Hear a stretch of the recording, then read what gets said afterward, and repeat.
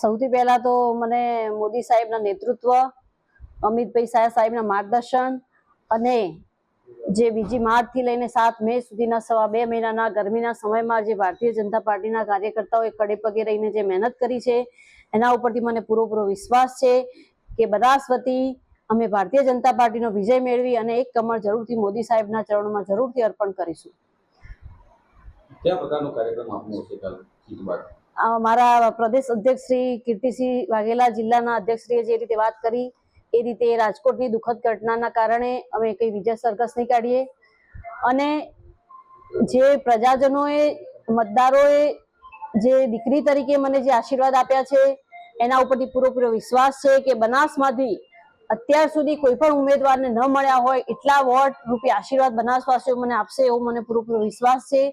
અને વિજય મેળવ્યા બાદ અમે કાર્યાલય કાર્યકર્તાઓને મળીશું, ત્યારબાદ દેવ દર્શન માટે માતા અંબાજીના દર્શન કરવા જઈશું, ત્યારબાદ કંથેરિયા હનુમાનના દર્શન કરી અને હું ઘરે જઈશ। આવતીકાલે લોકસભાની ચૂંટણીનું પરિણામ છે। અમારા બનાસકાંઠા લોકસભા સીટના લોકપ્રિય ઉમેદવાર બેન શ્રી ડૉક્ટર રેખાબેન ચૌધરીજી ને જે રીતે બનાસકાંઠાની જનતા જનાર્દનનું સમર્થન મળ્યું છે, જે રીતે ચૂંટણી દરમિયાન બનાસકાંઠાની જનતાએ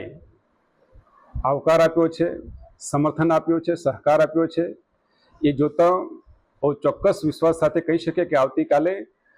બનાસકાંઠા લોકસભા સીટમાં બનાસકાંઠામાં ડૉક્ટર રેખાબેન ચૌધરી જંગી જલવંત વિજય પ્રાપ્ત કરશે। ગુજરાતની અંદર 26 લોકસભા સીટ ભારતીય જનતા પાર્ટી જીતશે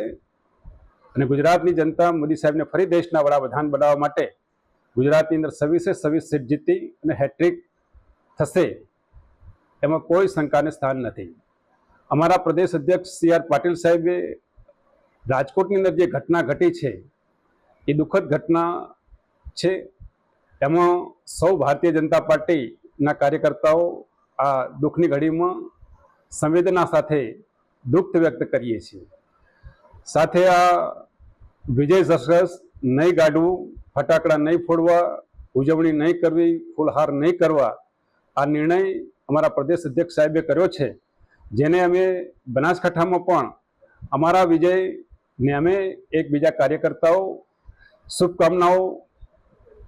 આપીશું અને વિજય પ્રાપ્ત કર્યા પછી રેખાબેન અહીં જિલ્લા કાર્યાલય આવશે,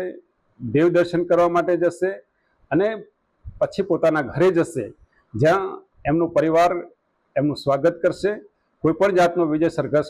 નહીં કરવું, ફટાકડા નહીં ફોડવા, મીઠાઈ નહીં વેચવી, એ બાબતમાં મેં નિર્ણય કર્યો છે।